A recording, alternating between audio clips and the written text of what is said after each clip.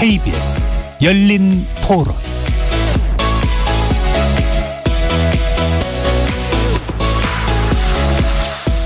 안녕하십니까? KBS 열린 토론 정준희입니다.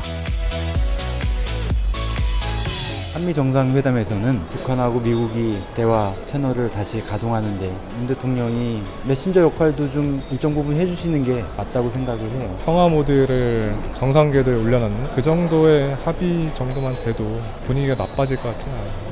우리나라 자국민들 이익 위해서 할 수 있는 거 하고 미국에 끌려가지 않는 거, 비핵화라던가 조금 남북 통일에 좀 앞장설 수 있도록 그런 결과 나왔으면 좋겠어요. 미국 금리 인하 때문에 환율이 많이 올랐다가 지금 많이 빠지고 있는 중인데, 그런 이슈 하나에 우리나라 경제가 많이 흔들리니까 앞으로 우리나라를 어떻게 동맹국으로서 바라보고 있고, 그런 시각적인 것들이 많이 나왔으면 좋을 것 같아요. 그러니까 우리의 입장을 확고하게 밝히면서 그러면서도 외교를 잘해야 되는데 너무 이제 미국이 강하게 욕을 하니까 우리 입장을 세우기가 어렵겠지.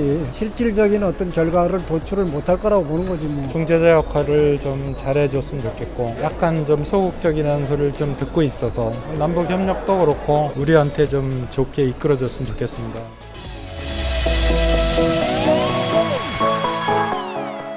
거리에서 만나본 시민들의 의견 어떻게들 들으셨습니까? 오늘 토론 주제는 G20과 트럼프 방한, 비핵화 협상 돌파구 될까입니다. 어제 있었던 시진핑 주석과의 회담을 기점으로 한반도 평화 프로세스의 재가동을 위한 문재인 대통령의 3박 4일 정상 외교가 본격화됐습니다. 오늘은 푸틴 대통령, 그리고 모레는 한국을 방문하는 트럼프 대통령까지 한반도를 둘러싼 외교 시계가 전보다 빠르고 촘촘하게 돌아갈 것 같은데요. 따라서 앞으로의 며칠간이 북미 대화 재개의 중요 전환점이 될 것으로 보입니다. 북미 하노이 정상회담 결렬 넉 달 만에 다시 대화의 복구 흐름으로 돌아오고 있는 듯한 한반도 정세, 네 분의 전문가와 함께 심도 깊은 토론 나눠보겠습니다. KBS 열린 토론은 여러분과 함께 만듭니다. 청취자분들도 토론에 참여하실 수 있는 방법 안내해드리겠습니다. 문자로 참여하실 분은 샵 9730 누르시고 의견 남겨주시면 됩니다. 단문은 50원, 장문은 100원에 정보 이용료가 붙습니다. KBS 모바일 콩, 트위터 계정 KBS 오픈을 통해서도 무료로 참여하실 수 있습니다. 청취자 여러분이 KBS 열린 토론의 주인공입니다. 청취자 여러분의 열띤 참여 부탁드리겠습니다. KBS 열린 토론 지금부터 출발하겠습니다. 살아있습니다. 토론이 살아있습니다. 살아있는 토론, KBS 열린 토론. 토론은 라디오가 진짜입니다. 진짜 토론, KBS 열린 토론.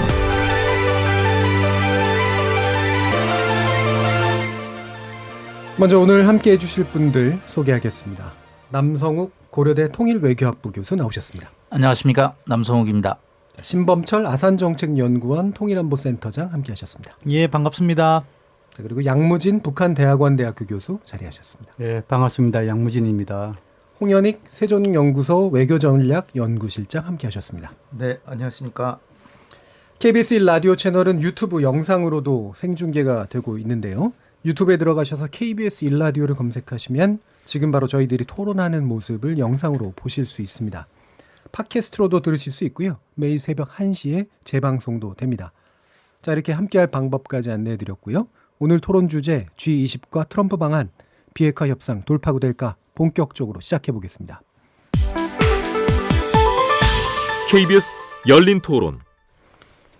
네, 아까 앞에서 들어본 시민들의 의견이나 말씀을 보면 지금 한반도를 둘러싼 여러 이제 나라들과의 복잡한 관계, 산술, 경제 분쟁부터 시작해서 정치 외교적인 문제에 이르기까지 다들 나름의 시각을 또 가지고 계신 것 같은데요. 일단은 이제 G20 정상회의, 이게 이제 지금의 계기가 되고 있기 때문에 여기서 한반도 정세하고 어떤 연관고리가 생겨날지에 대해서 먼저 앞에 토론을 좀 해보도록 하겠습니다.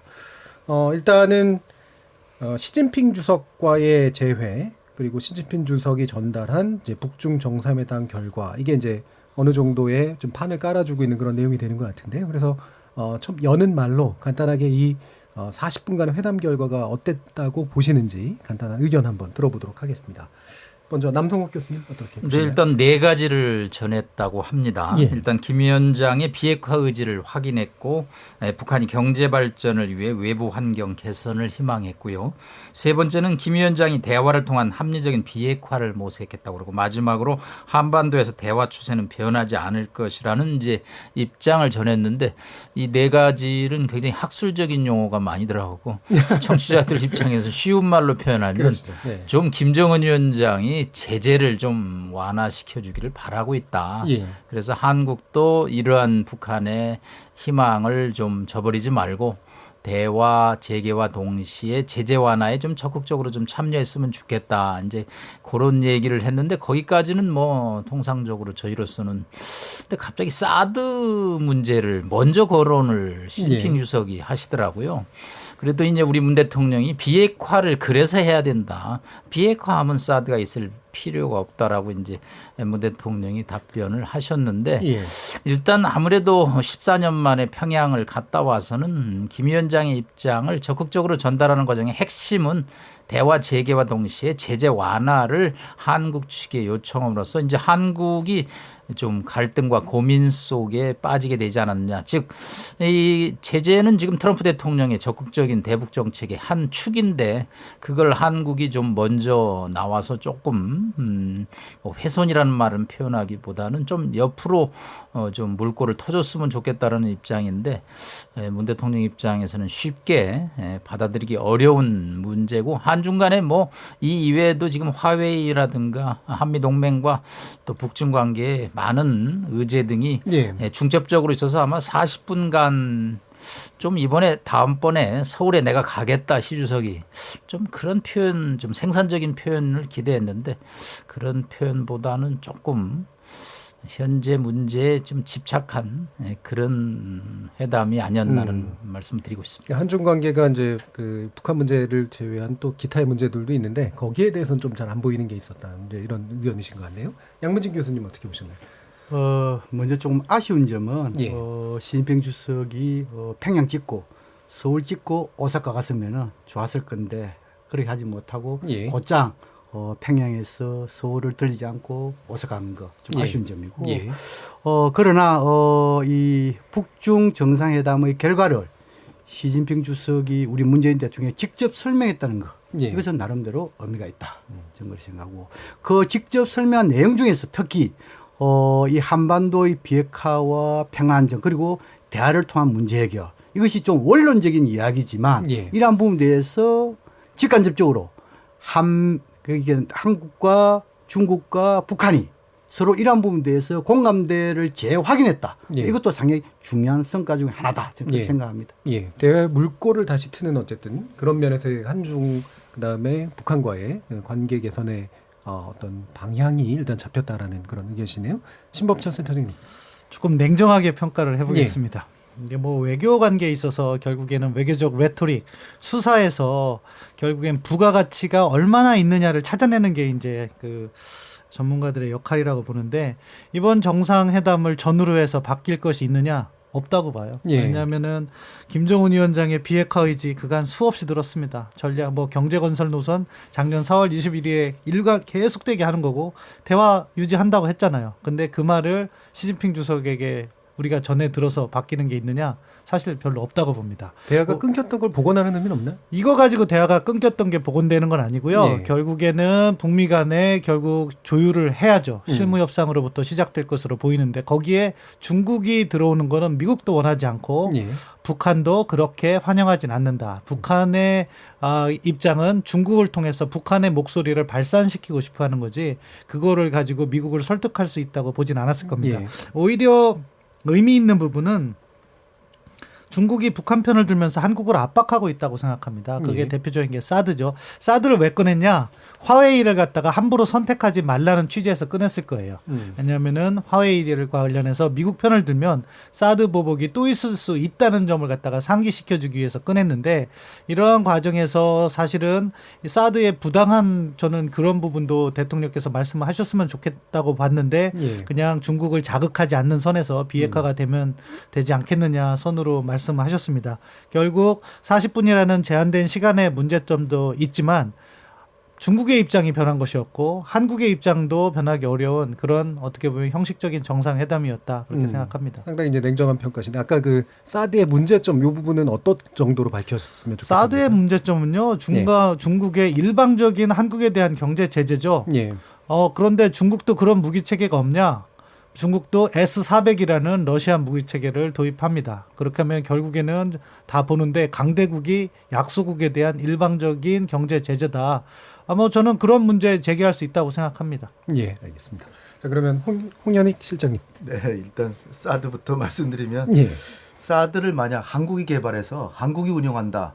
그럼 중국이 뭐라고 못할 겁니다. 예. 근데 미국의 무기를 중국 앞에다가 미국이 갖다 놓고 미국이 운영하니까 중국으로서는 전략적으로 상당히 그러니까 억지력이 훼손이 되는 거죠. 그렇기 때문에 시 주석으로서는 서울을 가고 싶은데 사드 문제 때문에 가서 높은 단계의 무슨 좋은 합의 같은 걸 하기 어렵다 이런 얘기를 이제 하는 거고요. 예. 그러나 이제 문재인 대통령께서는 그렇기 때문에 더 한반도 비핵화를 이루면 결국은 이 문제도 해결되지 않겠냐. 예. 이렇게 해서 결국 완곡하게 이게 중국의 요구로 이걸 철수시키기는 어렵다라는 얘기를 하신 것 같고요. 시 주석의 공언이라고 하면은 저는 북한이 대화에 안 나올 걸 지금 나온다라고 이제 보여집니다. 예. 사실은 지금까지 우리가 청취자들께서 꼭 그 맥을 짚으셔야 되는 게 지금까지 하노이 정상회담에서 결렬된 이후에 미국은 계속해서 실무회담 하기를 원했고 북한은 계속해서 그걸 응하지 않았습니다. 그러니까 지금까지 미국이 제발 좀 대화 좀 하자 그랬던 거고 북한은 필요 없다. 태도 변화 없으면 대화 하나만 우리는 안 가겠다 이랬는데 시진핑 주석이 평양을 가서 일단은 추가 도발 안 하겠다는 걸 얻어낸 거고요. 예. 이것만 해도 대단한 거죠. 추가 도발은 이제 없다. 연말까지. 그다음에 이 대화에 일단 나가보겠다. 이거는 저는 얻었다고 봅니다. 예. 만약에 그 북미 간의 친서만 교환됐다라고 해서 과연 김정은 위원장이 나왔을까? 지금 발표는 안 됐지만 시진핑 주석이 평양에 가서 아마도 추측건데 국가발전개혁위원회 주임도 가고 했잖아요. 상무부장도 가고. 이게 그러니까 북중 경제협력 얘기가 지금 안 나오고는 있지만 아마도 시진핑 주석은 이 북핵 문제 때문에 너무 골치 아프다. 예. 그래서 미국하고 북한이 대화를 해서 좀 진척이 있으면 경제협력 확실히 하겠다. 예. 이런 얘기를 했을 거라고 봅니다. 예. 그거는 지금 겉으로 지금 드러나지는 않고 있는데 이 얘기는 김정은 위원장이 비핵화를 가는데 추동할 수 있는 경제력을 활용하고 있는 것이 아닌가. 예. 그러나 지금 아직 밝혀지진 않았죠. 근데 저는 그걸 기대하고요. 지금 우리가 기대할 수 있는 거는 김정은 위원장이 일단 북미 실무회담까지 나오는데 그러나 시 주석 얘기에 따르면 조속히 합리적 방안이 모색되기를 김정은은 희망한다 그랬어요. 예. 조속히 합리적 방안이라고 하는 것은 결국은 미국이 상응 조치를 하느냐 안 하느냐에 따라서 비핵화가 된다는 겁니다. 따라서 제가 볼 때는 시 주석의 평양 방문은 트럼프 대통령에 대한 압박이 돼서 트럼프 대통령이 상응한 조치를 하지 않고 비핵화를 하려는 생각은 접어라. 그런 압박이 되리라고 보고요. 아마 내일 시 주석하고 트럼프하고 만나면 시 주석은 트럼프 대통령에게 상응 조치를 안 하니까 지금 해결 안 되는 거 아니냐. 예. 왜 미국은 날로 아무 대가 없이 비핵화를 하려고 해서 결국 무산시키느냐. 상응한 조치를 해라. 아마 촉구해서 미국의 태도 변화를 통해서 아마 북핵 문제는 조금 진전을 가져올 수 있는 기회를 맞지 않을까 저는 기대합니다. 예. 중국의 역할이 있었다라고 분명히 보시는 부분이네요. 북한을 어쨌든 대화의 장으로 끌어내면서 그게 이제 미국에 대해서 일정한 압박 수위를 높이는 이제 그런 부분이 있다라고 보시는 것 같은데요. 방금 또 저 친서 얘기를 좀 하셨으니까 그럼 이 부분도 한 번 더 얘기를 나눴으면 좋겠는데 김정은 위원장이 트럼프 대통령에게서 받은 친서를 공개한 시점이 북한하고 중국이 만난 정상회담 직후에 이제 된 거죠. 이 시점의 의미가 나름대로 좀 있다고는 보시나요? 그 부분은 사실은 이제 북한의 마음을 저희가 잘 읽어야 되는데 예. 중국에게 의존하지 않겠다는 거예요. 예. 그러니까 중국을 활용하면서도 결국 트럼프 대통령의 친서가 있다는 것은 그것을 통해서 미국과 직접 대화를 하겠다는 거죠. 예. 북한 나름대로의 전 균형 외교라고 생각합니다. 중국과 시진핑 주석의 평양 방문을 통해서 김정은 위원장의 위상도 높이고 외교적 관계도 강화하고 그렇지만 북한이 중국에 전적으로 의존하는 것이 아니라 트럼프 대통령과의 친서 교환을 통해서 미국과도 직접 대화를 하겠다. 그러면서 자신들의 이익을 확대시켜 나가는 정말 절묘한 외교라고 생각합니다. 예. 반대로 우리 입장에서는 그렇기 때문에 이 상황이 조금 더 어렵게 갈 수도 있다는 그런 고민을 해야 된다고 보고요.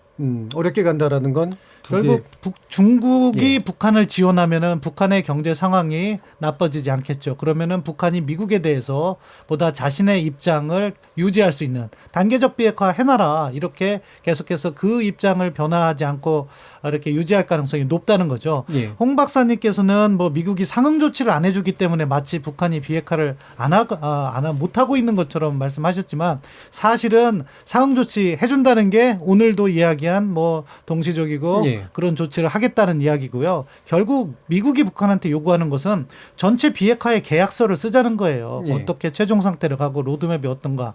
그런 거는 사실은 저는 필요하다고 보기 때문에 이 상황이 미국의 잘못이라기보다는 북한의 비핵화 의지가 적다고 생각합니다. 예. 예, 양 교수님. 그 관련해 우리 한번 과거를 잠깐만 되돌아가 봅시다. 김정은 위원장이 지난해 4.27 판문점 선언을 앞두고 중국을 방문했지요. 또 그리고 지금 이제 6월 12일 제1차 북미 정상회담을 앞두고 또 방문을 했지요. 올해 그 2월 달에 하노이 제2차 정상회담을 앞두고 김정은 위원장이 또 방문했죠.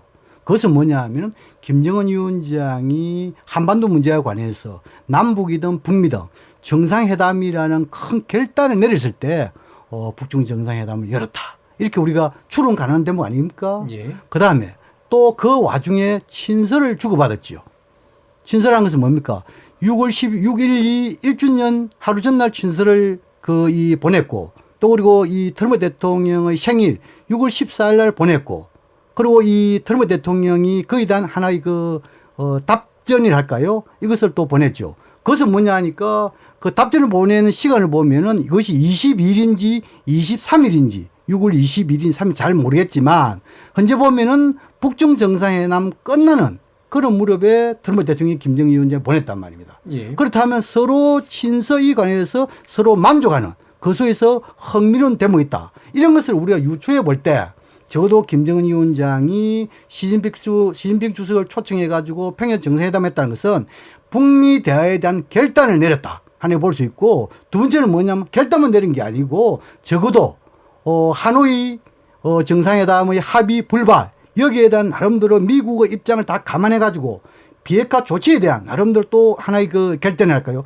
이런 두 가지를 내린 상황에서 저는 북중 정상회담이 열렸다. 저는 그걸 보거든요. 그런 측면에서 저는 북중 정상회담이 상당히 중요하고 그 연장선에서 6월까지는 뭐 김정은 위원장이 남북관계라든지 북미 대화하더라도 적어도 7월부터는 북미 남북 대화 수능은 날 것이다. 저는 그렇게 전망을 합니다. 흔히 잠깐만요. 네. 예, 봄이 와서 제비가 오는 건지 제비가 와서 봄이 오는 건지가 이제 헷갈리는 경우들이 있잖아요. 이제 방금 이제 중국이 이제 북한과 중국이 이제 만났을 때 꼭 이제 북미 정상회담이 있었다라고 하는 것은 이게 북한이 결심을 하고 중국에게 뭔가를 이제 하는 방식인가요? 아니면 중국과 북한이 만나면서 북미 쪽으로 뭔가 이렇게 물꼬를 트는 방식으로 그렇게 가는 건가요?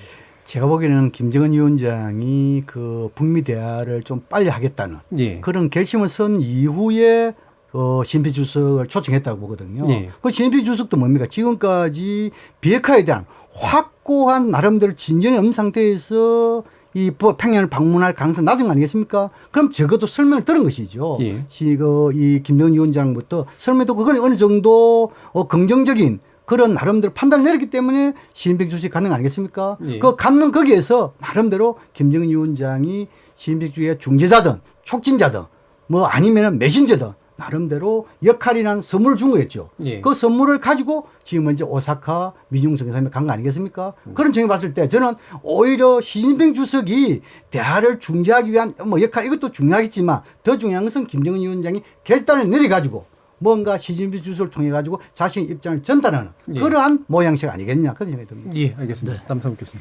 일단 정준희 교수님 말씀한 대로 봄이 되니까 제비가 오겠죠. 그렇죠. 겨울에 온 제비들은 다 오다가 이제 안 오죠. 조금 다른 각도에서 바라볼 필요가 있는데 시 주석이 2005년 이후에 14년 만에 평양을 방문했습니다. 그동안 하여튼 뭐 김정은 위원장이 5차례 만나는 동안에 수차례 초청을 했죠. 예.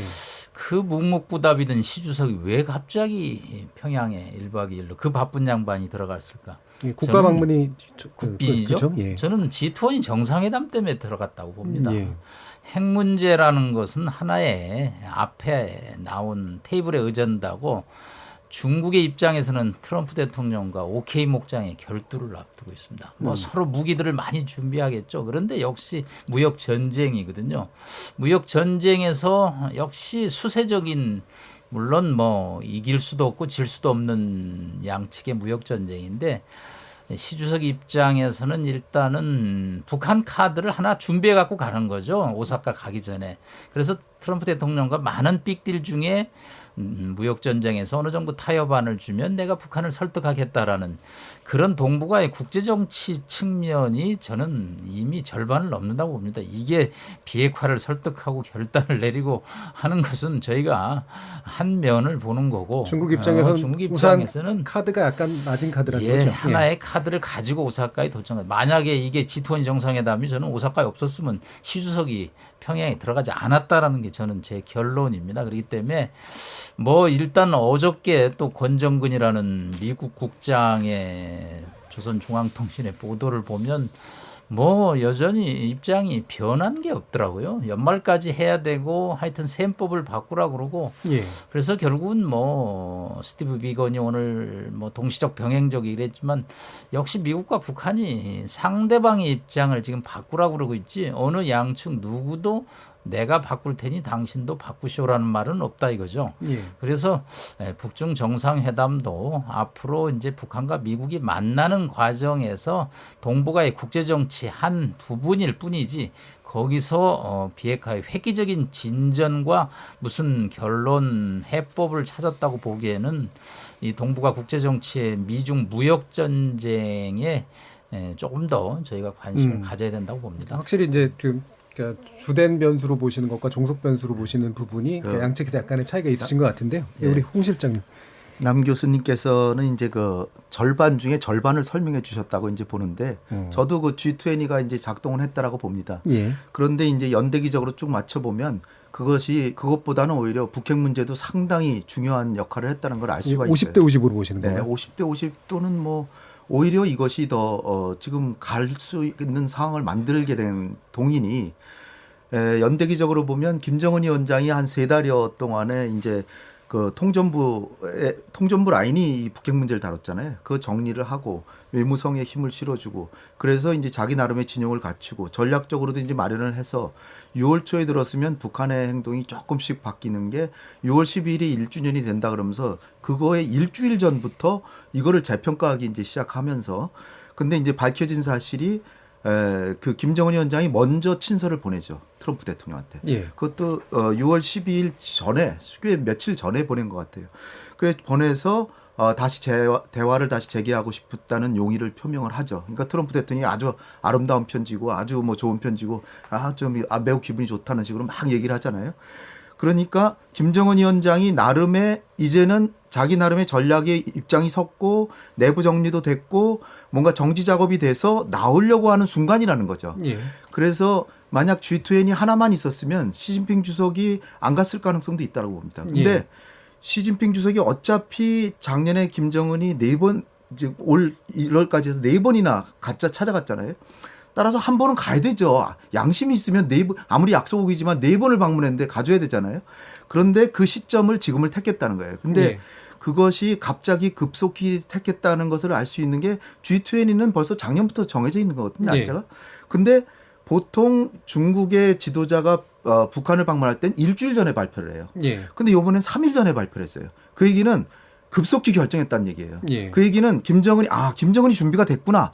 그럼 내가 김정은에게 끌고 나와서 이거를 이제 카드를 마련하는데, 한 카드는 북한을 나오려고 하는 북한을 대화로 끌고 나온 거 자기가 한 것처럼 하는 선물을 마련하고, 예. 또 하나는 북중 경협에 대해서 잔뜩 깔아놓고 이것을 갖다가 내가 활용해서 북핵 문제 해결을 도와줄까 말까 하는 거를 트럼프한테 얘기를 하면서, 만약에 무역 전쟁을 가일층 우리를 압박하면 내가 협조 안 할 수도 있다. 예. 이런 두 카드를 마련하기 위해서 갔다는 거죠. 그러니까 G20가 역할은 있지만 김정은이 준비가 돼서 전략적으로 이제 나올 준비가 됐다는 거를 착안해서 좀 빠르게 결정해서 갔다는, 그것이 저는 더 무게를 싣고 싶습니다. 예, 알겠습니다. 예, 홍 박사님 말씀을 제가 이 토론을 월요일 날 했으면 지지하려고 했어요.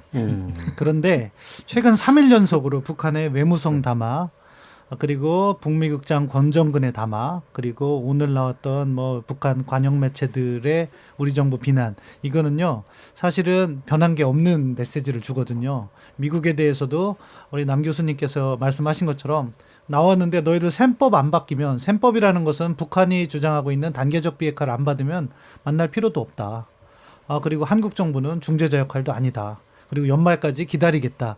이 워딩을 공식 매체를 통해서, 더군다나 대변인 담화와 북미국장 담화, 외무성 북미국장 담화라는 정부 측 입장으로 발표한 거는요, 이 협상이 시진핑 주석이 의도했던 방향으로 가지 않는다는 것을 또 시사하는 겁니다. 그렇기 때문에 저는 이 판을 북한이 중국에게 그렇게 의존하려고 하지 않는다고 봐요. 결국 중국은 자기의 필요성에 있어서 북한을 가게 된 것도 결국 미국이 대만 카드라든가 또는 홍콩 카드를 쓰고 있다는 그런 인식에 의해서 오히려 미국 카드로서 북한을 활용하겠다는 생각이 있었던 거고, 북한은 그런 중국의 필요성을 역으로 활용하는 거죠. 그러면서 자기의 파이를 키우고 결국에는 미국과의 협상에서 단판을 지으려 하는데, 아직은 그렇게 북한이 전향된 입장으로 나오기보다는 미국이 바꿔야 된다는 요구를 하고 있다고 봅니다. 예. 아니 뭐 당연하죠. 이 부분은 제가 좀 잠깐만 부분만 있잖아요. 예, 양 교수님. 우리 신범철 교수님도 잘 아시피 북한이라는 것은 과거에도 보면은 남북 대화, 북미 대화 하는 와중에도 상대방에 대해서 엄청 비판을 많이 했잖아요. 그 어찌 보면은 대화를 앞두고 기싸움치 안에서 충분히 할 수 있는 대목이고, 여기 하나 더 추가 부연하자면은 권정근 미국 담당 국장이 지금 이제 이거 담화하는데 그건 개인 담화입니다. 더 나아가서 이것은 북한 내부의 조선중앙TV라든지 노동신문에 나오지 않고 오로지 대남, 이 대외만 볼 수 있는 통신에만 했단 말입니다. 이것은 뭡니까? 내부가 아니고 외부에 좀 신중하게 접근했던 거 아니겠어요? 그런 차원에서 어찌 보면은 북미 대화를 앞두고 이 미국 국장이 기사무 일환에서 하고 있다. 이렇게도 해석하는 대목이다. 예, 그 부분이 이제 그래서 쟁점으로 지금 다시 좀 약간 옮겨갔는데, 일단 중국 변수가 얼마나 큰 건 아니냐의 문제는 뭐 어느 정도 약간 견해 차이는 있지만 얘기가 된 것 같고요. 말씀처럼 이제 지금 외무성 담화가 사실은 또 이제 지금 대화로 나가는데 왜 이런 식의 담화를 하지라고 하는 의문을 청취자 여러분들은 충분히 가지실 만한 이제 그런 조건입니다. 근데 지금 이제 태도가 변하지 않았다라는 게 이제 신 센터장님의 의견이신 거고, 양 교수님 같은 경우는 이게 늘 하던 일이고 약간은 이제 이중 전략이랄까 뭐 이런 정도의 입장으로 보시는 거잖아요. 이 부분에 대해서 홍 실장님 어떻게 보십니까? 네.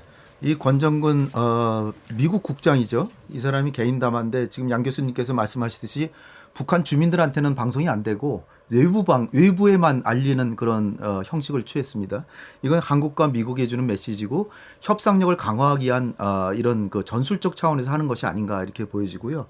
그러니까 이것이 뭐 북한의 태도 자체를 말해주는 게 아니라 자기들의 협상력을 강화시키려는 목적이라는 거죠.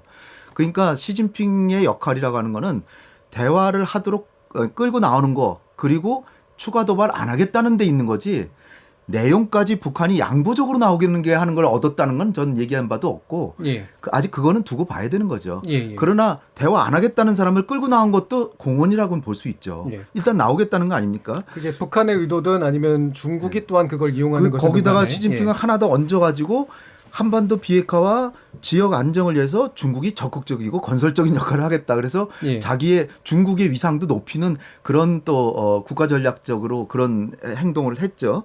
근데 이 권정근 이 사람의 얘기는 일단은 한국과 미국에 주는 메시지고, 그 분석을 해보면 첫 번째로는 이 사람이 외무성 사람이에요. 근데 그동안의 북핵 문제는 통정부에서 했잖아요.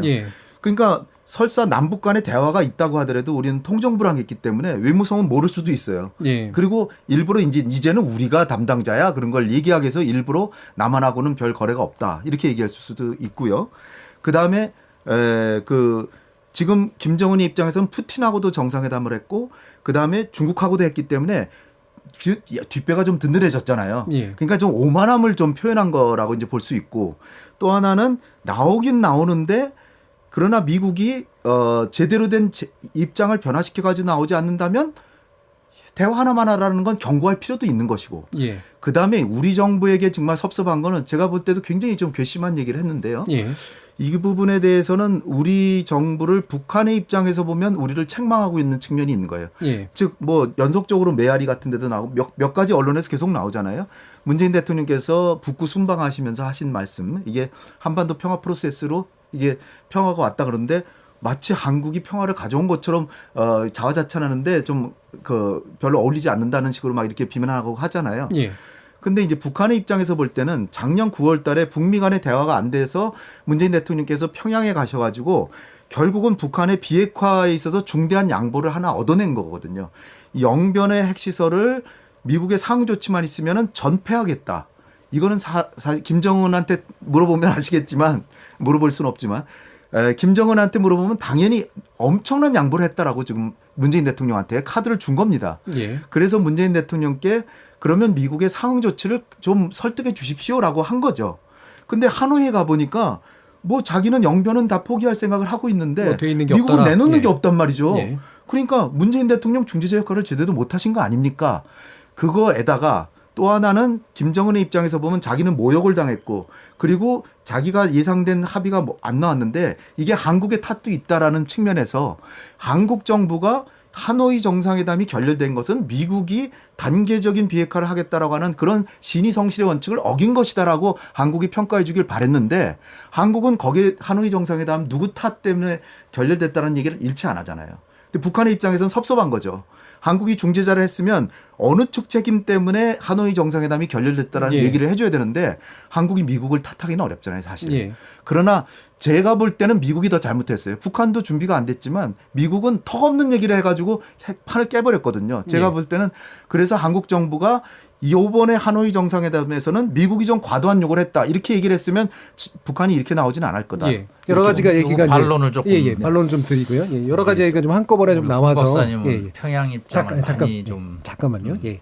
그 여러 얘기가 한꺼번에 좀 나와가지고 예. 근데 지금 말씀을 들으면 그 조선중앙통신이죠. 그러니까 이게 외부로 가는 거기 때문에 이거는 그러면 대내 설득력이 있는 건 아니다라고 일단은 보시는 거잖아요. 그냥 일각에서는 그게 대내용이다, 내부 결속용이다 이런 얘기가 있었는데 그건 일단 아니라고 좀 보시는 것 같고요. 북한이 가지는 불만에 대해서는 뭐 충분히 좀 설명을 해주신 것 같아요. 이 부분에 대해서 남성욱 교수님. 글쎄요, 뭐 대내용, 대외용이 중요한지는 모르겠습니다. 그 어디언스가 어딘지가 그렇게 큰 의미를 갖는지. 지금 문재인 대통령이 상당히 어려운 상황에서 북한의 입장을 대변하고 있습니다, 솔직히. 지금 오사카에 가서 많은 현안이지만 그래도 북한 비핵화를 해결하려고 정말 백방으로 노력을 하고 있죠. 그런데 이 북한 이 사람들은 지금 연 3일째 아까 신 박사님 말한 대로 우리 대통령에 대해서 개인적인 저렇게 비난을 하는 것이 아까 뭐 우리 양 교수님은 협상 중에도 그럴 수 있다고 그러는데 저는 그거는 아니라고 생각합니다. 그리고 왜 국가안보실 통일부가 왜 거기에 대해서 난 맞대응하는 성명이나 대변인 발표가 없는지 이거는 국가와 국민의 자존심을 상하게 하는 겁니다. 문 대통령이 그런 정도 노력을 했으면 북한으로부터 정말 고생 많다라는 얘기를 해야지 무슨 오지랖 넘은 중재자를 통해서 요 3일 동안 차마 우리 개인 간에도 그런 얘기를 하기 어려운 정도의 언사를 썽해서 뭐 비난을 하고. 근데 한국의 입장에서는 상당히 불편한 건 너무나 당연한 사실인데요. 북한의 입장에서 보면 그게 전략적으로 효과가 있다고 보세요? 저는 이제 오사카에 가서 문 예. 대통령한테 이제 트럼프한테 세게 얘기를 하라는 이제 그런 예, 압박이라고 압박이다. 생각을 합니다. 그렇지만 그것도 때와 장소가 있고 지금 오사카에서 치열하게 저 정상들끼리 지금 국가 이익을 위해서 하고 있는데 북한도 여기다 이제 숟가락을 얹는데 왜 자기네가 숟가락을 얹지 왜 우리 대통령을 걸고 넘어지면서 본인들의 입장을 반영시키려는지 거기에 대해서 왜 정부 기관에서 얘기가 없는 건지 북한에 이게 눈치보기라는 말을 안 쓸 수가 없어요. 예, 일단 알겠습니다. 예, 그러면 지금 약간 쟁점을 또 하나 얘기를 하자면 이게 뒤에서도 사실은 얘기될 부분이긴 한데 아까 또 신센터장님께서 언급을 해주셔서 지금 비건 이제 대표가 와서 이제 동시적 병행적 진전에 대한 이야기를 했고 유연한 접근법과 이제 일맥상통하는데 아까 이제 센터장님 말씀은 그게 원래부터도 가지고 있었던 미국의 태도다라고 이제 보신 거잖아요. 예, 그 부분에서 좀 더 말씀 주시죠. 그러니까 하노이를 다시 한번 설명드려야 되는데 홍 박사님께서는 북한은 영변을 포기하려고 했는데 미국이 상응 조치를 준비하지 않았다고 말씀하셨잖아요. 근데 상응 조치는 준비가 돼 있었죠. 이미 실무 협상부터 북한이 이야기를 한 겁니다. 2016년 이후에 제재 5개를 해제하라. 북한 경제를 압박하는 전체 제재를 해제하라는 거죠. 그게 바로 동시적인 조치인 거예요. 그런데 그것이 미국의 입장에서는 그러면은 북한을 통제할 수단이 없어지잖아요. 사실상 제재를 다 해제하니까. 그러니까 영변 가지고 모자르니까 영변 이외의 시설을 내놔라 했는데 그건 북한이 못 내놓겠다 하니까 협상이 결렬된 거 아니겠습니까? 그것은 뭐예요? 서로 조건이 안 맞은 것이지 미국이 준비를 안 했다? 그거는 사실은 사실관계를 약간 오도하는 거라고 생각합니다. 그렇기 때문에 그런 부분을 맞춰가는 부분에 있어서의 그런 실무 협상을 하겠다는 게 미국의 입장이고 그렇기 때문에 다시 한번 동시적이고 병행적인 조치는 미국이 유연하게 가져가겠다는 것을 확인해 준 거라고 생각하고요. 한 가지만 더 첨언드리면은 북한에서 우리 대통령에게 대해서 약간 과도한 표현을 썼습니다. 이거 외교적 결례라고 생각하는데 우리 정부가 또 북한을 자극할까 봐 참고 있는 상황인데 그렇게 할 필요 없다고 생각해요. 이게 북한하고 맞싸울 필요는 없는데 적어도 뭐 우리도 뭐 외교부 대변인 수준에서 한반도 평화를 이렇게 구축하기 위해서는 말에 신중을 기할 필요가 있다. 이 정도 코멘트는요. 북한을 자극하는 것도 아니고 우리 외교부나 우리 정부 당국 뭐 청와대에서든 당연히 해야 될 일을 지금 안 하고 있다고 생각합니다. 그래서 좀 다행인 게 시진핑 주석이 우리 문재인 대통령 만나서 하는 얘기가 김 위원장이 한국과 화해협력을 추진할 용의가 있다. 계속 그 대화 기조를 이어가겠다 했다. 그러니까 김정은 위원장은 그렇게 얘기를 하는 거예요. 근데 이거 얘기한 사람은 외무성의 북미국 국장이잖아요. 그러니까 우리 정부도 이를테면은 뭐 외교부 대변인이나 통일부 대변인 정도가 남북 간의 협력을 증진하는 이런 차제에 그렇게 바람직하지 않은 얘기를 하는 거는 좀 불미스럽다. 그 정도 가능하다. 민족의 미래를 위해서는 좀 말을 좀 가려했으면 좋겠다. 이 정도는 해줬으면 저도 좋겠어요.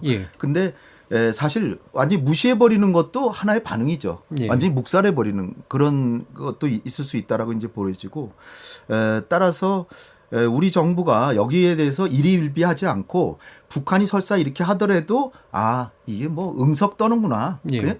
북한이 오죽 괴로우면 그러겠어요. 또 하나 이제 배경을 아까 제가 말씀 안 드렸는데 미국이 트럼프 대통령은 김정은의 사랑에 빠졌다 막 이렇게 하면서도 무슨 인신매매국 3등급으로 또 지정하고 그다음에 종교 탄압한다고 또 지정하고 선박 또 환적했다라고 또 제재 또 가하고 계속 그러니까 북한의 입장에서는 미국한테 계속 속고 있다 이런 생각을 하는 거예요. 그러니까 미국의 국가 정상은 계속해서 김정은하고 대화하고 싶다, 사랑에 빠졌다 하면서 매일같이 제재를 하나씩 더 가하고 아니면은 테러 지원국 지정하고 인신매매국 지정하고 계속 하니까 북한의 입장에서는 이게 과연 북한하고 미국하고 평화공조를 하자고 하는 뜻인가? 그리고 하노이에서 나온 게 이제 신 박사님 아까 얘기하신 것 중에 제가 볼 때는 미국의 태도는 상당히 잘못됐다라고 저 보는 게 만약에 안보리 제재가 11개가 있었어요. 근데 북한이 아주 전술적으로 교묘하게 5개만 뒤에서 해제해 달라고 하는데 그것이 사실 한 80% 정도 되는 건 맞아요. 왜냐하면 뒤에 굉장히 가혹한 제재들이 많기 때문에 5개 제재해주면 사실상 상당히 제재가 아주 느슨해지는 효과가 있는데 그렇다면은 그럼에도 그렇다는 가정하에 미국이 진짜로 하노이에서 합의를 보기 위해서 트럼프가 그 먼 길을 간 거 아닙니까? 그렇다면은 5개 해제는 못 해주더라도 2개 정도로 그럼 2개 정도는 해주겠다. 그 대신에 영변하고 2개랑 바꾸자. 개성공단과 금강산 관광 그리고 안보리 제재 2개, 5개가 아니라 2개. 요구한 대로 다 하진 않더라도. 이런 얘기 들어보셨어요? 미국은 그런 성의를 전혀 보이지 않았어요. 그냥 빅딜 할래 안 할래? 아니면 나 집에 간다. 이런 식이었어요. 그리고 거꾸로 김정은 위원장한테 김정은 위원장은 준비가 안 된 것 같다. 거꾸로 뒤집어 씌우고 그러고 간 거 아닙니까? 알겠습니다. 그런데 그거를 미국이 성의 있는 태도를 보였다? 그건 좀 아니죠. 그 영변 문제하고 그다음에 이제 방금 나왔던 이제 유연한 접근법에 관련된 부분은 다시 이제 후반부에서 이제 좀 더 구체적으로 논의하는 걸로 하고요. 한 가지 더 이제 죄송합니다. 이제 질문을 좀 드릴게 G20 정상회의가 이제 계속 연속되니까요. 일단 중국 변수에 대해서는 아까 말씀을 주셨는데 러시아 변수나 러시아 요인은 충분히 좀 의미가 있나? 그거보다 떨어지는 느낌이 확실히 주긴 하는데요. 여기에 대해서는 어떻게 보시는지 일단 양 교수님. 우리가 이제 이 중국과 러시아가 상이랑 정상회담하고 결과를 보면은 이렇게 좀 보면 될 것 같습니다. 이제 이 러시아는 사실은 아시아 지향보다도 유럽 지향이잖아요. 그리고 이제 중국은 좀 아시아 지향이 많지요.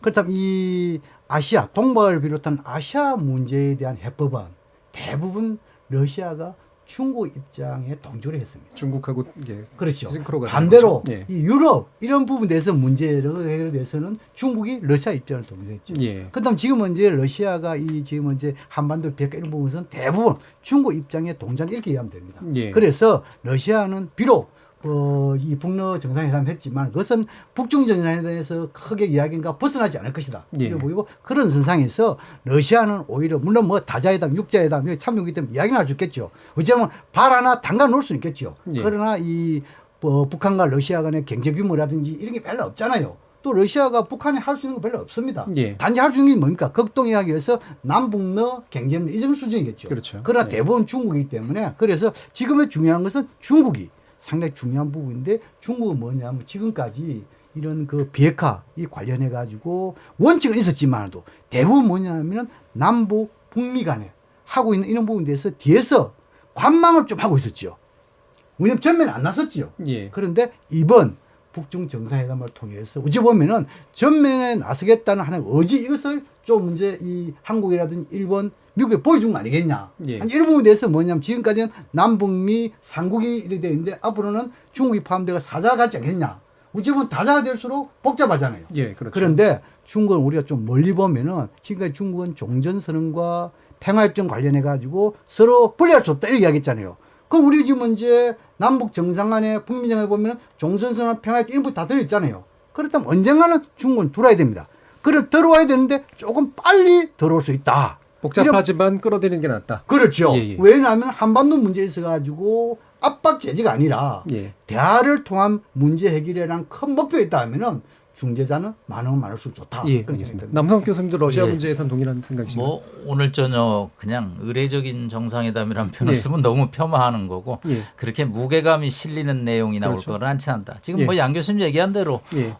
북중 정상회담의 메시지를 푸틴 입을 통해서 한 번 더 확인하는 수준에서 오늘 회담이 되지 않겠나. 특히 G20 회담의 과거에 이렇게 저 모습을 들여다보면 정말 바쁘거든요. 뭐 그렇죠. 40분에서 1시간 이내 통역까지 해서 하면 기본적인 뭐 인사 정도 하고 기본 현안에 대해서 입장 얘기하고 각자 룸을 떠나는 방식으로 되기 때문에 무슨 심도 있는 문제 해결에 가닥을 잡거나 여기서 뭐 획기적인 아이디어가 나오기는 어렵고 뭐 러시아라는 게 항상 북한 문제에 발언권이 있으니까 저희로서는 늘 비핵화를 뭐 당부할 것이고 푸틴 대통령은 뭐 김 위원장이 비핵화 의지를 확인하면서 대화를 문제를 풀었으면 좋겠다는 선에서 마무리될 것으로 예상이 됩니다. 알겠습니다.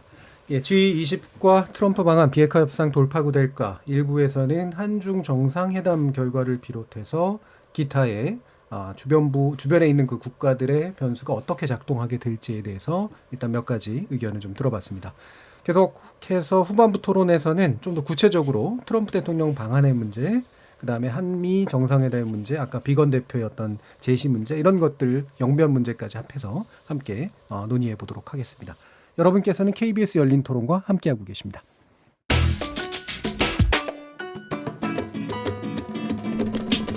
묻는다, 듣는다, 통한다. KBS 열린 토론. 듣고 계신 청취자 여러분 감사드립니다. 들으면서 답답한 부분은 없으신가요? 궁금한 점은요? 그렇다면 함께 토론에 참여하시죠. 유료 문자 샵 9730을 이용하시면 됩니다. 단문은 50원, 장문은 100원의 정보 이용료가 있습니다. 스마트폰 어플리케이션 KBS 모바일 콩을 통해서도 무료로 참여하실 수 있습니다. KBS 열린 토론은 언제나 열려 있습니다.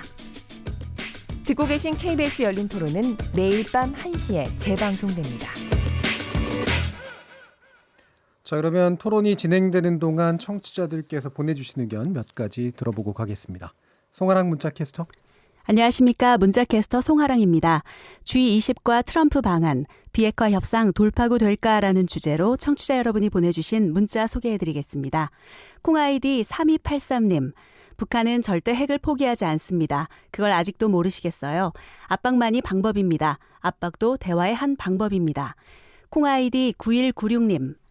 평화에 속고 있는 겁니다. 적은 적일 뿐입니다. 현실을 직시하시기 바랍니다. 남북 사이 맺어진 군사적 합의, 다시 수정이 필요합니다. 콩아이디 3782님. 핵은 절대 안 됩니다. 힘이 들더라도 대화를 통해 해결해야 합니다. 북한을 대화의 테이블로 나올 수 있도록 당근이 필요합니다. 콩아이디 9778님. 문 대통령께서 나름대로 애쓰고 계시는데 북한 매체는 품위 있게 행동했으면 좋겠습니다. 뉴스 나올 때마다 매우 불쾌합니다. 라는 의견 주셨습니다. 지금 방송을 듣고 계신 청취자 모두가 시민 논객입니다. 청취자 여러분의 날카로운 시선과 의견 기다리겠습니다. 지금까지 문자캐스터 송아랑이었습니다.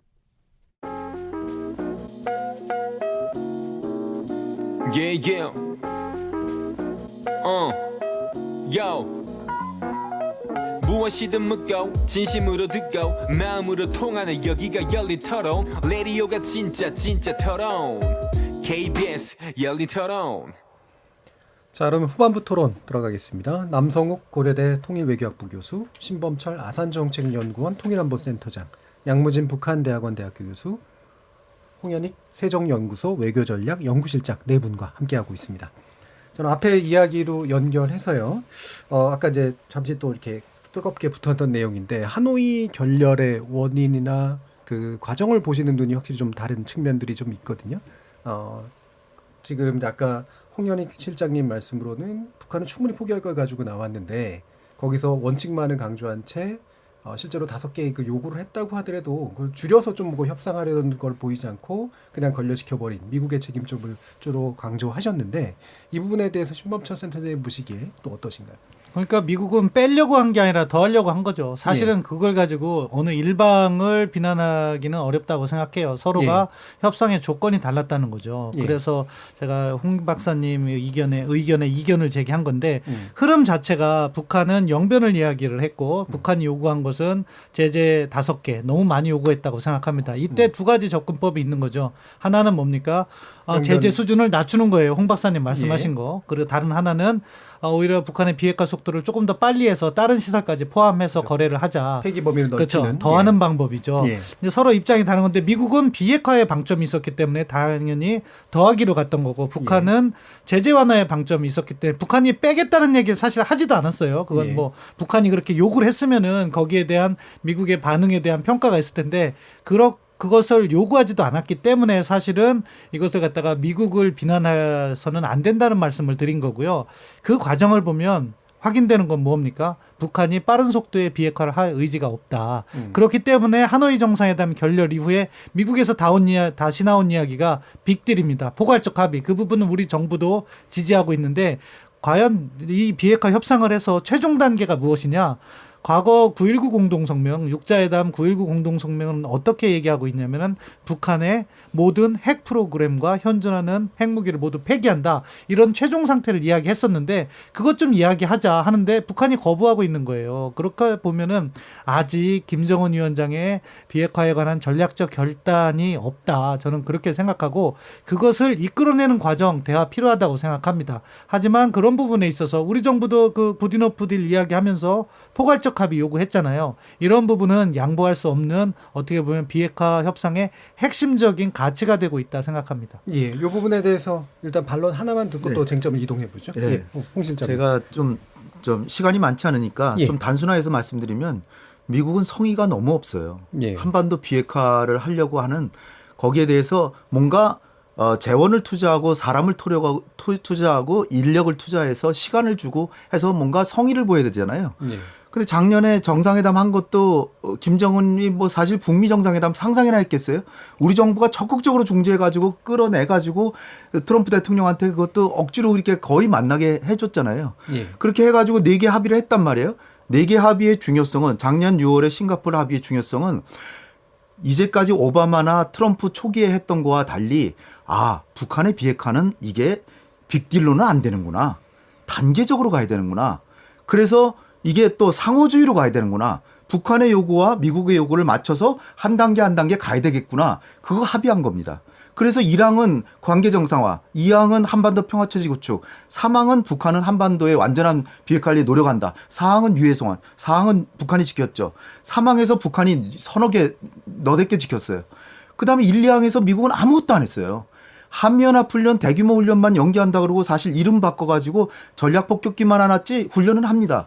그럼 김정은으로서는 나는 이렇게 여러 가지를 했는데 미국은 왜 성의를 안 보이냐. 하도 성의를 안 보여서 이게 교착 상태가 되니까 문재인 대통령께서 평양에 가셔가지고 영변의 핵시설의 완전한 폐기를 얻어냈어요. 예. 그래서 근데 거긴 조건이 있죠. 상응 조치가 있는데 그래서 또 몇 달 동안 우리 정부가 노력하고 해가지고 미국이 상응 조치를 마련해서 하노이에 서명하러 온 겁니다. 예. 근데 갑자기 빅딜을 내놓고 단계적으로 하기로 작년 6월에 이미 합의한 거를 갑자기 빅딜을 한다는데 빅딜이 왜 안 되느냐. 이걸 꼭 설명드려야 돼요.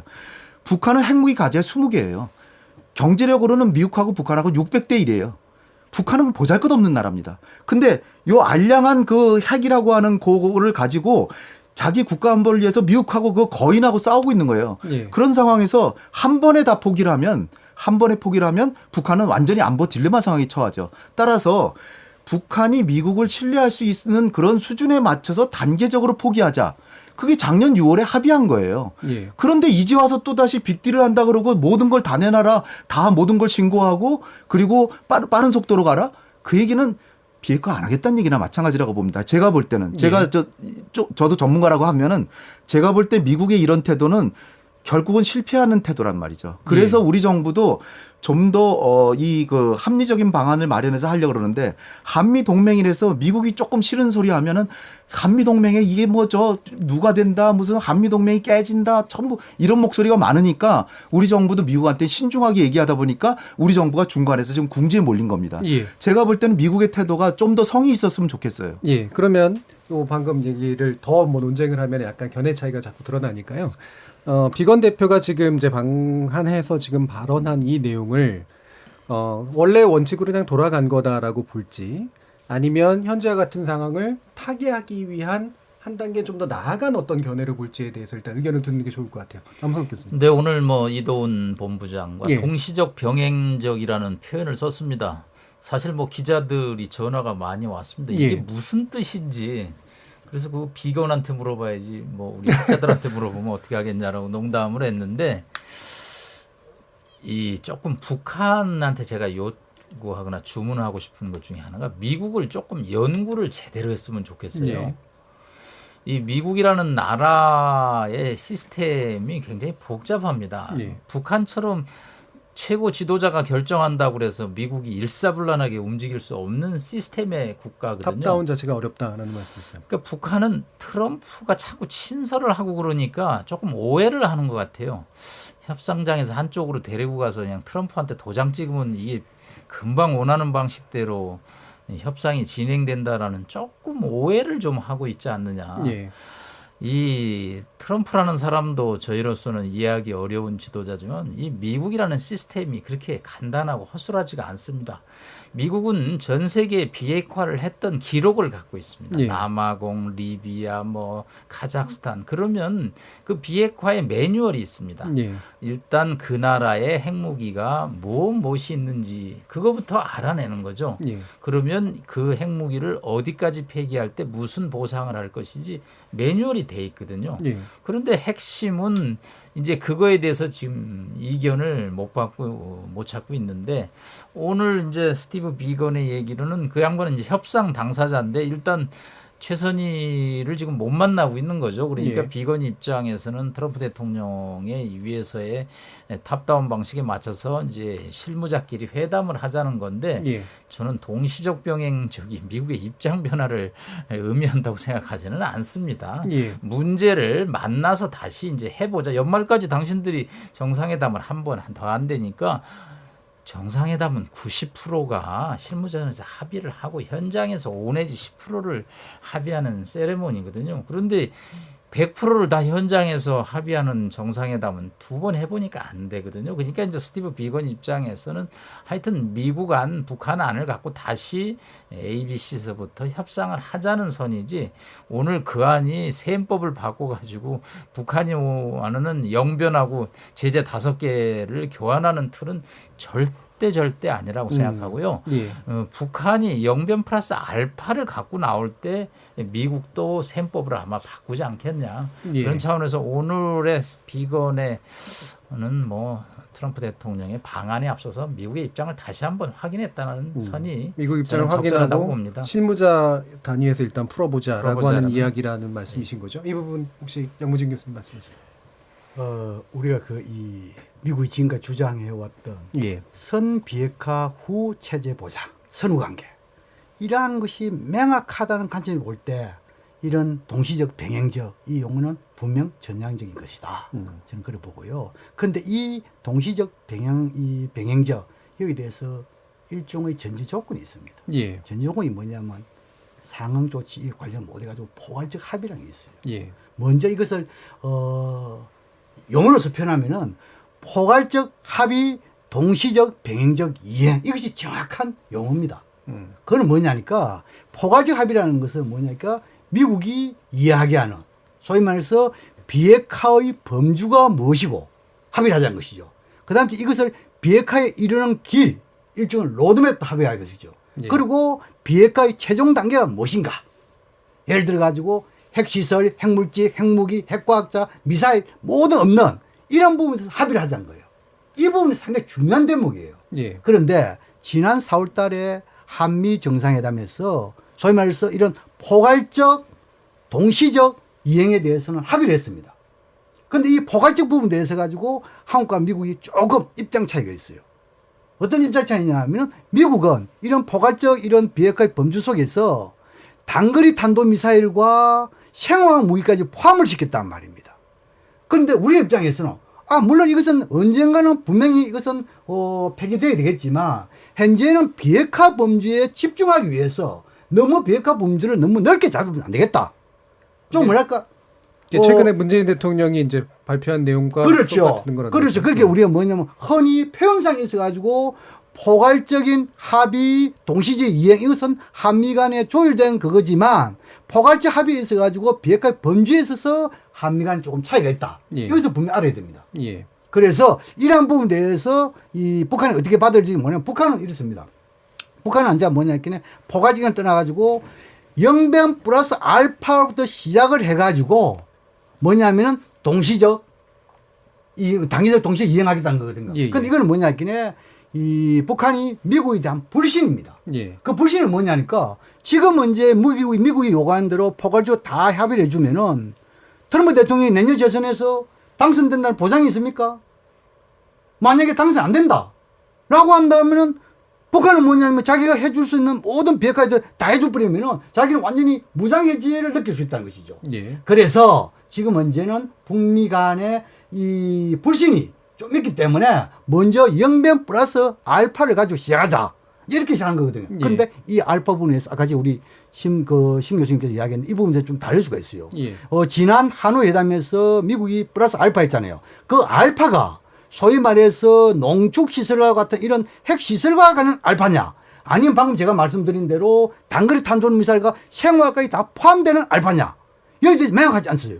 이것도 뭐냐면 지금 이제 우리 그 강경화 외교부 장관은 알파에 대해 가지고 모든 핵과 관련된 모든 것에서 알파다고 또 일부 전문가들은 아니다. 비핵화하면 이렇게 얘기하고 있잖아요. 그래서 이 알파 부분에서 정확하게 한미 간에 또는 북미 간에 어느 정도 접점 찾아야만이 우찌 보면은 영변 플러스 알파와 이 대북 제재 해제 5개 되든지 3개 되든지 협상이 진행될 수 있다. 예. 생각이 듭니다. 그 부분이 협상의 내용이 되는 건 맞는 것 같고요. 문 대통령께서 이제 최근에 얘기한 영변 핵 전면 폐기와 제재 완화를 이제 같이 이제 가져가자라는 정도의 어떤 취지로 얘기한 부분이 있잖아요. 예. 불과학적인 것까지 포함한 그 부분에 대해서는 신범철 센터장님은 어떻게 생각하세요? 이게 좀 성급했다고 보세요? 아니면은 그냥 너무 지나치게 과거 옛날로 돌아간 거라고 보세요? 대통령께서 그 말씀을 하신 거는 남북 정상회담을 염두에 두고 북한을 예. 대화로 견인하기 위해서 하셨다고 생각을 해요.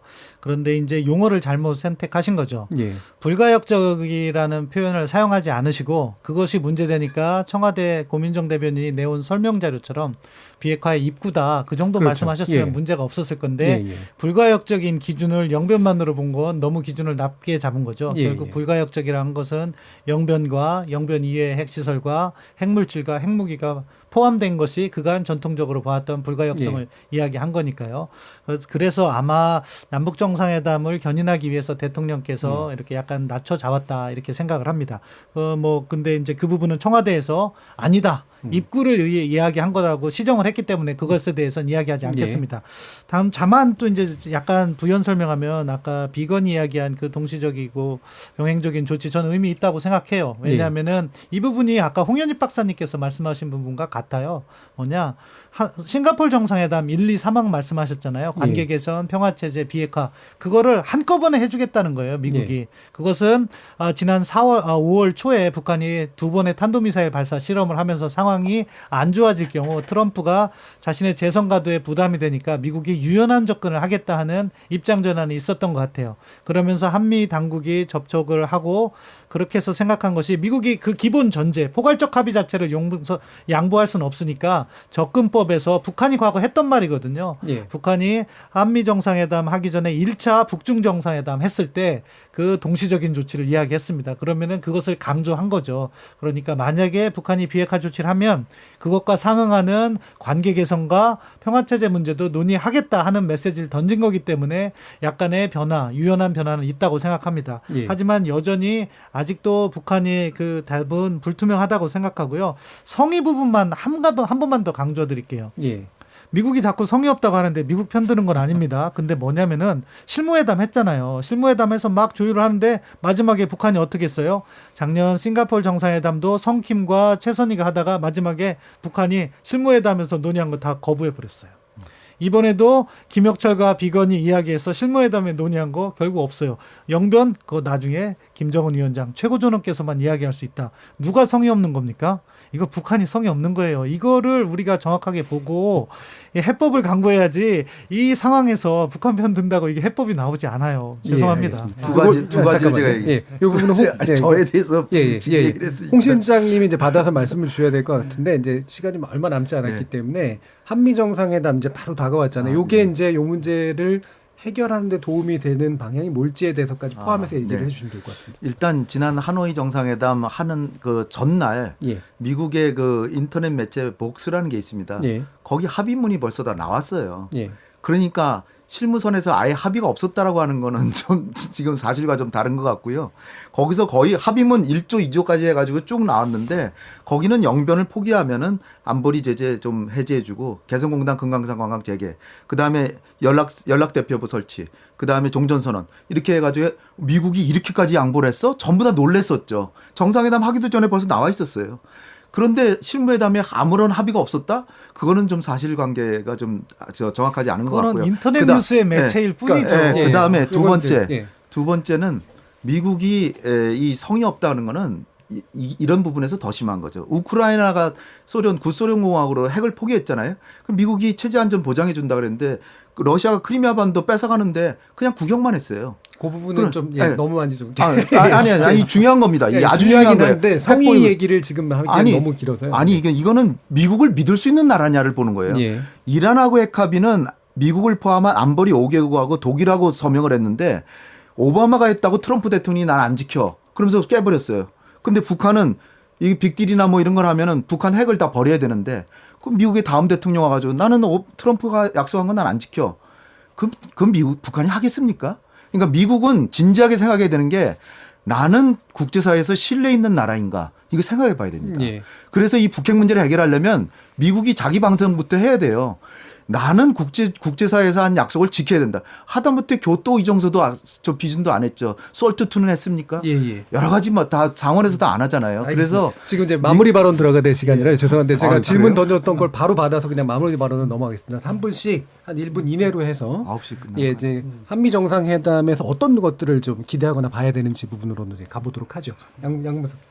양무진 교수님. 우리가 보통 뭐 이 협상이 있어가지고 약자가 예를 들어 양보하면은 이것은 굴복이다 이렇게 생각할 수 있잖아요, 그죠? 근데 강자가 좀 양보하면 포용이다 이렇게 할 수 있잖아요. 그래서 문제 해결로 가면은 좀 강자가 포용하는 자세가 필요하다고 생각되고, 제가 제일 놀란 것은 지금 이제 북미 간에 좀 신뢰가 부족하다. 신뢰 사는 게 중요하다. 이렇게 제가 이 미국의 워킹그룹 이 핵심 당국자한테 일종의 뭐 이야기를 했습니다. 근데 미국에서 이야기, 신뢰, 우리는 신뢰 표시 많이 했다. 뭐냐니까 역사적인 북미 정상회담. 고위급 회담 그리고 실무회담 이 회담엔 자체를 갖다 신뢰를 이야기하더라고요. 그래서 참 우리하고 좀 사이가 많구나 이 생각이 들었고 그다음 지금은 이제 한미 정상회담 상당히 중요하다고 생각합니다. 지금까지 한반도 문제에 있어가지고 답보 국면에서 대화 국면으로 좀 빨리 가느냐 아니면 답보 국면 좀 지속 가느냐 상당히 분수령이 되는 정상회담이다. 그런 측면에서 김정은 위원장이 1단계로 북중 정상회담을 했다는 것은 북미 간의 정상회담을 결단 내렸다고 제가 말씀드렸잖아요. 그럼 이것을 얼마나 더 빨리 할 것인가 이런 부분에 대해서는 아마 한미 정상회담에서 그것도 한미 문재인 대통령, 트럼프 대통령이 함께 비무장지대인 DMZ 거기에서 적어도 전쟁 끝나는 또 그걸 더 나아가서 평화를 여는 그런 평화선을 한다면 김정은 위원장이 대화에 나오는 맹분으로서 활용에 충분하기 때문에 아마 그런 정상회담이 될 것이다. 그렇게 전망합니다. 남성욱 교수님. 조금 다른 측면의 말씀입니다. 트럼프 대통령 비즈니스 리더입니다. 와서 우리 문 대통령이 이제 요구를 하겠죠. 비핵화에 관해서 전향적인 입장을 표명해달라고. 그래서 비무장지대에 가서 여러 선언을 기대를 하고 있는데 반대급부 생각해야 됩니다. 트럼프 대통령은 한국에 왔을 때 비핵화 문제의 비중은 저는 그분이 갖고 오는 10개 아이템 중에 하나 내지 2개에 불과합니다. 이러면 한미 방위비 협상이라든가 지금 호르무즈 해협 다니는 안전 비용 또 중국 포위망에 한국의 참여 등 16개 지금 기업인들을 대사관 지금 만찬이 예정돼 있죠. 그 얘기는 뭐냐면 투자 문제, 관세 문제, 화해의 동참 반대 문제 여러 아젠다를 갖고 옵니다. 그런데 우리가 비핵화에 대해서 자꾸 북한 입장을 트럼프 대통령이 주입시키면 트럼프 대통령은 반대급부를 강하게 요구를 합니다. 그러면 이게 국익의 관점에서 어느 것이 더 큰 것인지 냉정하게 어차피 워싱턴 떠날 때 지금 트럼프의 메시지는 준비가 돼 있는 상태거든요. 협상은 기브 앤 테이크고 절제된 입장에서 트럼프 대통령과 협상을 해야지 저희가 국익을 지킬 수 있다고 봅니다. 알겠습니다. 홍 실장님 40초 정도 되겠네요. 네. 제가 볼 땐 이제 스냅백이라는 게 있습니다. 트럼프 대통령이 하노이에서 얘기했다라고 하죠. 미국이 북한보다 경제력이 600배라 그러면 한번 기회를 줘보자는 거죠. 한번 주고 안 지키면 다시 가면 돼요. 왜 제재는 다시 가할 수 없나요? 제재 그렇다고 미국에 돈 드는 거 있습니까? 미국이 뭐 자기 재정에서 북한을 도와주는 문제가 아니잖아요. 제재 가한 거 그냥 풀어줘서 비핵화 하라고 그래서 구경하다가 안 하면 다시 가면 되는 거예요. 근데 왜 그거조차도 할 아량이 없나요, 미국은? 그렇기 때문에 우리 대통령께서 상응 조치에 대해서 제재를 풀어주고 그리고 미국이 전혀 손쓰지 않아도 되는 남북 경협부터 풀어준다. 그렇게 함으로써 미국은 아주 손쉽게 북한의 비핵화를 얻을 수 있는데 왜 기회를 한번 안 줘보겠습니까? 그래서 기회를 한번 줘보자라고 적극 설득하셔야 된다고 봅니다. 신범철 센터장님. 이게 뭐 주제는 세 가지입니다. 핵 문제, 한미 동맹, 무역 문제. 이걸 가지고 이제 한미가 정상회담을 통해서 극복해야 되는데 핵 문제는 한미 간에 약간의 이견이 남아 있잖아요. 그 부분을 조율해서 한미 공동의안을 만드셔야 되고 한미 동맹 같은 경우에는 사실 미국이 방위비 분담 이런 거 강조 안 할 수 있도록 사전 접촉해서 동맹이 튼튼하다는 메시지 발신하고 무역 문제가 상당히 민감한데 이것은 우리 정부가 잘 준비해서 미국의 과도한 압박은 피해 나가는 그런 현명한 대처가 필요하다고 생각합니다. 역시 이게 우리 한국만의 관점으로 볼 거냐 또는 미국의 관점에서 또 이제 변수가 여러 가지가 있다는 것까지 고려할 거냐라는 것까지 되게 복잡한 산술이 있는 것 같습니다. KBS 열린 토론 오늘은 G20 트럼프 방안 비핵화 협상 돌파구 될까라는 주제로 토론해봤습니다. 오늘 함께해 주신 남성욱 교수님, 신범철 센터장님, 양무진 교수님, 그리고 홍현익 실장님 네 분 모두 감사합니다. 감사합니다. 감사합니다. 참여해 주신 시민 농객 그리고 청취자 여러분 모두 감사드리고요. 저는 다음 주 월요일 저녁 7시 20분에 다시 찾아뵙겠습니다. 지금까지 KBS 열린 토론 정준이었습니다.